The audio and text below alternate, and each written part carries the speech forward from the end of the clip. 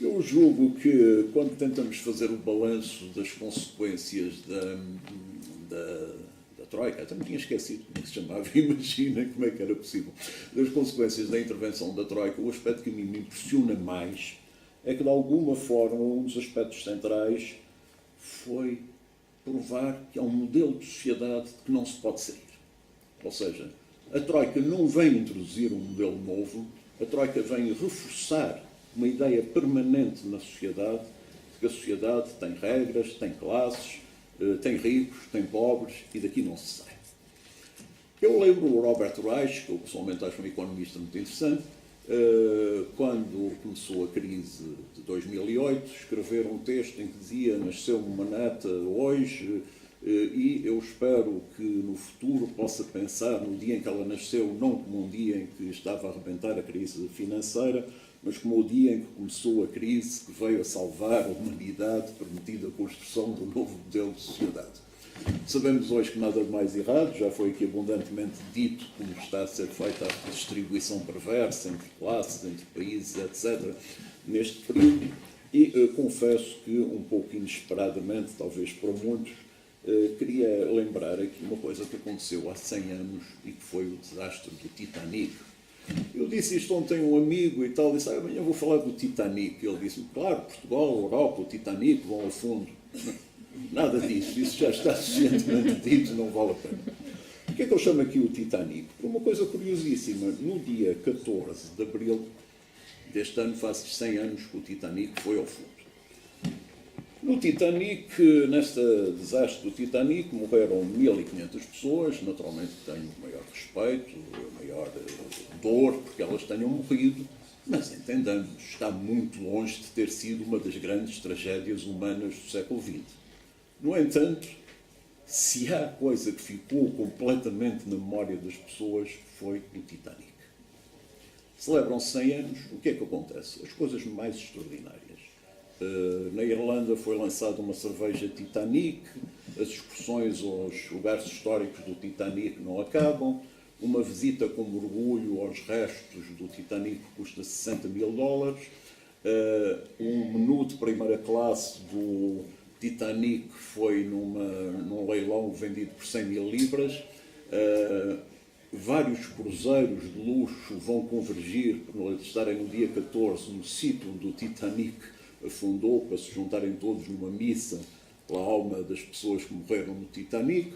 A Royal Philharmonic Orchestra vai executar um memorial para o Titanic, escrito, aliás, curiosamente, por Robin Gibb, um antigo membro dos Bee Gees, um grupo da minha infância e adolescência, e, portanto, eventualmente mais uma ou outra pessoa. Não sabia que ele fazia requiems, mas ainda bem que faz.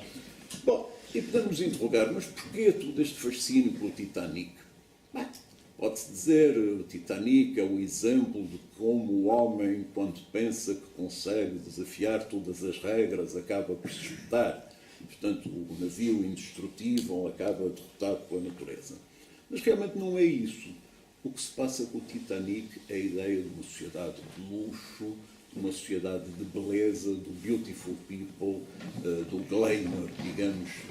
E isso é muito curioso, porque alguns conhecerão esses factos, mas se olharmos para o Titanic, há uma análise curiosíssima, que é a percentagem dos sobreviventes na primeira classe, na segunda classe, na terceira classe e nos trabalhadores do barco. Deixa eu ver se eu encontro aqui os números no meio da minha papelada, porque fiz alguma investigação sobre isto, não era aparentemente o mais adequado à Troika, mas não sei porque fui parar aí. E então os números são extraordinários, porque na primeira classe, desculpem lá, vamos vendo isto, ok. Na primeira classe sobreviveram 60,5% das pessoas que estavam no Titanic. Na segunda classe sobreviveram 41,7% das pessoas. Na terceira classe sobreviveram 24,5% das pessoas. E da tripulação sobreviveram 23,8% das pessoas. Ora bem, a tripulação se calhar indicia que a tripulação obedeceu àquelas regras da Marinha, de que se deve apoiar os passageiros e tal, e portanto tudo bem. Agora, porquê é que a terceira classe teve uma percentagem de sobrevivência de apenas 24,5%? Tudo bem, quer dizer, tudo mal, desculpem, quando disse há bocado tudo bem sobre a tripulação, tudo mal, é uma forma de dizer. Porquê é que teve 24,5? Bem, as explicações históricas variam, mas com alguma consistência, porque havia uma barreira que os separava da primeira e da segunda classe para não contaminarem as pessoas, o beautiful people, e, portanto, quando precisaram de se salvar, tiveram que ultrapassar esta barreira. A isto somou-se que a tripulação, coitados, os tais que morreram que nem tornos, a tripulação primeiro tratou da primeira classe, depois tratou da segunda classe e não tratou da terceira por completo. E, portanto, o Titanic, com a imagem de... e enfim, não pensem que, claro está, para os menos informados em Titanic, e como veem, eu estou informadíssimo, hoje em dia é muito fácil informarmos sobre tudo, vamos à internet e saímos de tudo, até descobri que, desculpem lá, isto é um momento de extensão quando estamos a falar de coisas tão tristes, até descobri que em Ilhavo há imensas pessoas que têm talheres de prata do Titanic, parece que houve uns restos do Titanic, um armário, ou coisa assim, que foi parar a Ilhavo, e, portanto, digamos, há uma pequena riqueza local, que são as colheres de prata do Titanic, se forem vendidos pelo preço do menu, do último menu, de facto as pessoas ficarão bem, o que acho ótimo, que assim acontece. Bem, perdi-me um pouco nessa história, e, portanto, o que resta do Titanic é essa ideia da beleza, dos ricos, dos poderosos e tal. E, portanto, isto há 100 anos. Curiosamente, outros acidentes, em que também até havia... mas só para dizer isto, portanto, é que na terceira classe não estavam estas pessoas que estavam a fazer cruzeiros de luxo, estavam pobres imigrantes que iam da Irlanda para a América. E, portanto, quando se pensa que o Titanic só levava esses passageiros a passear, não é bem assim. Mas, por exemplo, curiosamente, o Lusitânia, que só tem de português o nome, como sabem, um barco inglês, mas o Lusitânia, que foi afundado, terão presente em 1915, salvo erro, por um submarino alemão, esse não provocou nenhuma emoção parecida. E, no entanto, só morreram menos de 200 pessoas, ou coisa assim. Eu já estou como aquela dos 1.000 milhões, já falo, só morreram menos de 200 pessoas, sendo uma irrelevância. Mas ninguém tem esse culto sobre o Lusitânia. Curiosamente, a comparação, e eu acho que eu só, como tenho a experiência com o Manuel Carvalho da Silva ainda chego, permite-me rodar um bocado de paleio mais e tal. Curiosamente, até um economista interessante, um economista suíço chamado Bruno Frey, que alguns conhecerão, que tem justamente uns textos muito engraçados sobre o comportamento económico das pessoas em situação de crise extrema, usando os exemplos do Titanic e do Lusitânia para comparar que no Titanic, que ainda houve tempo para as pessoas fazerem cálculos, os homens foram cavalheiros e deixaram as senhoras sair primeiro, a tripulação, essas coisas que eu há pouco estava a referir, enquanto que no Lusitânia foi o caso quem puder, porque em 8 minutos foi ao fundo, enquanto que no Titanic demorou, como sabem, muito tempo. Esta é que ninguém esperava ouvir falar no Titanic e no Lusitânia esta manhã. Bom, onde é que eu quero chegar? Há 100 anos atrás, esse exemplo de uma sociedade profundamente dividida em classes e que, digamos, aquilo que atrai a sociedade são as pessoas que dançam ao som da orquestra, a última dança e tal. Pouco tempo depois, essa Europa ia desaparecer, ia começar a Primeira Guerra Mundial, ia desaparecer essa imagem de glamour, de beleza. 100 anos depois, com todos estes festejos igualmente pomposos, resta-nos saber se também não desaparecerá, digamos, essa mesma época de beleza. Mas é extraordinário, de facto, o que se tem passado. O Manuel Carvalho da Silva já chegou, portanto vou parar de contar histórias, já estou, vou ser mais conclusivo. É impressionante. Eu, por acaso, na semana passada fui à Universidade de Macau, fiz uma grande volta e descobri coisas de uma ostentação e de um luxo que eu confesso não existia na minha provinciana ignorância. Por exemplo, carrinhos McLaren para bebés, daqueles carrinhos para transportar bebés da McLaren, da Ferrari, de não sei quantas marcas de luxo. Os chocolates da Armani, por terem, portanto, um A da Armani, custam... Olá, está bom. Eu estava a dizer que estava a contar imensas histórias com a esperança de chegar a sair. Bom, e portanto temos este modelo de classe que agradava às pessoas há 100 anos e que, pelos vistos, continua a agradar imenso 100 anos depois. Porquê é que meti isto tudo aqui por aqui? Para dizer que, de alguma forma, o que a Troika e a intervenção da Troika vem fazer em Portugal é garantir que este modelo se vai preservar. e é acabar com uns vagos devaneios que também já tinham desaparecido bastante, mas que ao limite ainda vinham dos gloriosos anos 70, de que havia umas coisas que tinham mudado, que as pessoas tinham alguns direitos, e aqui, enfim, Ricardo já referiu, gostava de falar um pouco da questão dos direitos adquiridos. Até porque, além do Medina Carreira, coitado, eu até sou amigo dele, até fiz estágio no escritório dele há 40 anos, ultimamente evito vê-lo, que é uma política geral que eu tenho quanto aos amigos que me desgostam. Prefiro ficar com a imagem de quando eles não me desgostavam a ter que estar a aturá-los hoje em dia e ficar mesmo zangado. Portanto, televisão eu também raras vezes vejo, mas um dia destes tive um azar, abri a RTP2, a gente tem sempre a ideia que aquilo é um bocadinho melhor, tem menos sangue, pelo menos, e estava um comentador que dizia, pá, estes só chateiam com os direitos adquiridos e tal, ninguém pensa nos milhares e milhares de pessoas que não têm direitos adquiridos, coitados, e que estão lá fora disponíveis a trabalhar por qualquer preço. Ele dizia isso de uma coisa muito humana, ou seja, no fundo, os sindicatos estão a bloquear as oportunidades de entrarem as novas pessoas no mercado. Mas é óbvio que o que ele está a dizer é que se acabamos com a treta dos direitos adquiridos, nós temos mão de obra a qualquer preço, podemos escravizar completamente. Isto é, estamos a cair nos primórdios do capitalismo liberal. É extraordinário como é que isto tudo se pode passar. Mas passa-se. E depois passa-se com a complacência total, por exemplo, dos tribunais, máxima do Tribunal Constitucional, que acha que existe o direito e existe a crise. Quando se está em crise, tudo vale. O direito cede, a Constituição cede. E, portanto, hoje em dia, a única Constituição que temos é um memorando da Troika, praticamente. Sabemos, aliás, como isto serve depois de pretexto político a quem quer votar em certo sentido. Eles até não gostam das mudanças do Código de Trabalho, mas pronto, está na Troika, o que é que se há de fazer? Celebramos esse acordo e tal. Portanto, hoje em dia, a Constituição não existe, existe o acordo da Troika. Isto é grave, é muito grave, porque os direitos sociais são muito importantes. Mas aberto o precedente que o direito não existe e que a Constituição não existe, a seguir vão mesmo os direitos individuais, vão as liberdades. Se for preciso prender alguém, prende-se porque há crise económica. É o tipo de raciocínio que é preciso não deixar passar. E eu vivo a sonhar aquela história de muda-se o povo, se o povo não presta, muda-se o povo. Eu vivo a sonhar que os meus alunos são ótimos e tal. Depois, enfim, a realidade às vezes é complicada.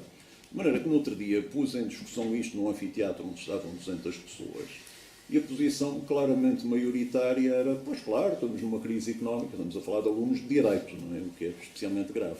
Estamos numa crise económica, isto o que importa é o interesse nacional, qual Constituição, qualquer russa, o que importa é o interesse nacional. Eu confesso que fiquei em péssimo estado.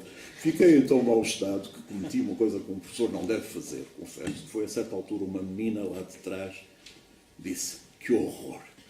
E eu disse, muito obrigado por ter dito isso. Porque realmente, quando já nem os juristas têm a percepção de para que é que existe o direito, a importância que é a nossa última defesa contra tudo, o que é que estamos a pensar? Meu Deus. O que me leva ao último ponto que queria abordar, que é a passividade extraordinária com que isto tudo se está a passar. Dizia-me no outro dia um amigo meu que um dos grandes méritos, um dos grandes talentos deste governo, é que tinha-nos colocado tão aflitos com a nossa situação individual que ninguém pensava no coletivo. Estávamos só todos preocupados em safar-nos, ver como é que não. Agora, toda a gente sabe que quando se procura a salvação individual, como é que as coisas acabam. Acabam muito mal, lá está.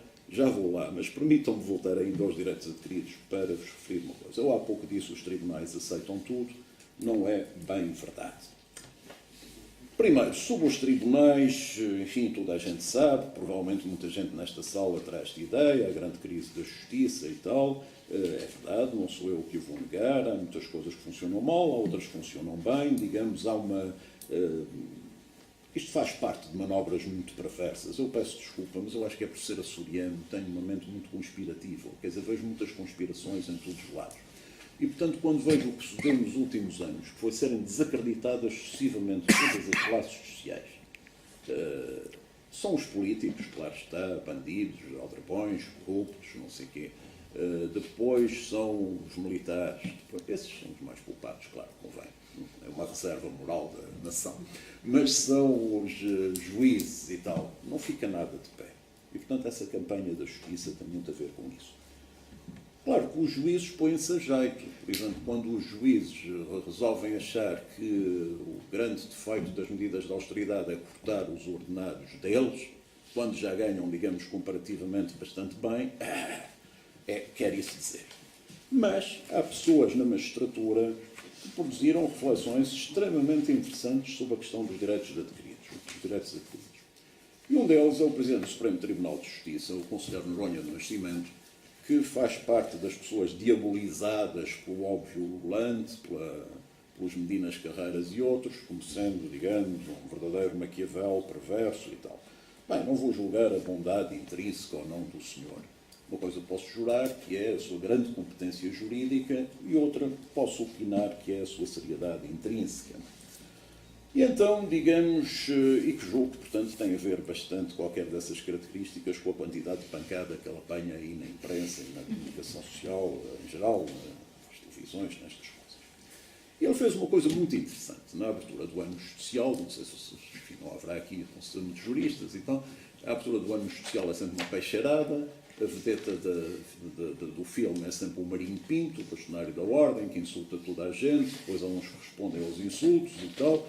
Não sei porque nunca acabam lá fora a lutar, eu sou daquele tempo, vamos resolver isso lá para fora, afinal insultam-se lá dentro e tal. Bom, e no meio disso passou bastante despercebido o discurso de Noronha de Nascimento sobre os direitos adquiridos, em que ele vem dizer uma coisa: direitos adquiridos são quase todos os direitos. Nós temos, talvez, como direitos originários, os direitos da personalidade e pouco mais. Depois, o direito de propriedade, o direito das sociedades, são tudo direitos adquiridos. Portanto, quem admite que se possam pôr em causa os direitos laborais porque são direitos adquiridos, então vamos até ao fim. Vamos pôr em causa o direito de propriedade, vamos pôr em causa, claro, terror na hoste. O discurso foi bastante silenciado, houve aí uns jornais a baterem e os outros fizeram de conta que o discurso não tinha sido feito. O discurso é interessantíssimo. Não sei se está no site do Supremo Tribunal, se tiver, por favor, vejam. Vale muito a pena. Ele explica isto tudo. Depois vai, digamos, à questão da desigualdade aqui tantas vezes levantada e explica que na base das sociedades está um pacto social. E é porque este pacto social existe que as sociedades funcionam, etc. E acaba a citar uma frase de Camilo Castelo Branco, perfeitamente notável, que ele terá escrito. Eu confesso que fiz uma busca intensa por isto e não encontrei, num texto relacionado com as memórias do cárcere, mas isto não está nas memórias do cárcere. E escreveu isto: a inércia da autoridade que não se lhe perdoa é talvez a consciência de que ninguém se deixa morrer de fome enquanto o braço pode dedicar-se a um trabalho qualquer, embora desonroso. Ao homem desamparado não se lhe podem pedir contas do pacto. Isto é completamente verdade. Ao homem desamparado não se podem pedir contas do pacto. Como é que se pode pedir à sociedade portuguesa que, com as medidas todas que foram aqui referidas e outras, com certeza o Carvalho da Silva abordará, estejam todos sossegados e quietos? E, no entanto, estamos todos bastante sossegados e bastante quietos. O que me leva, claro está, a uma coisa que conhecem, que é: ai, os meus papéis, bem, como eu gostava de ser um homem arrumado, encontrei. Fantástico. Leva àquela coisa que todos conhecem, que é o célebre poema, a célebre frase do pastor luterano Martin Niemöller, que dizia: um dia vieram e levaram o meu vizinho que era judeu. Como não sou judeu, não me incomodei. No dia seguinte vieram e levaram o meu outro vizinho que era comunista. Como não sou comunista, não me incomodei. No terceiro dia vieram e levaram o meu vizinho católico. Como não sou católico, não me incomodei. No quarto dia vieram e levaram-me a mim, e já não havia ninguém para se incomodar.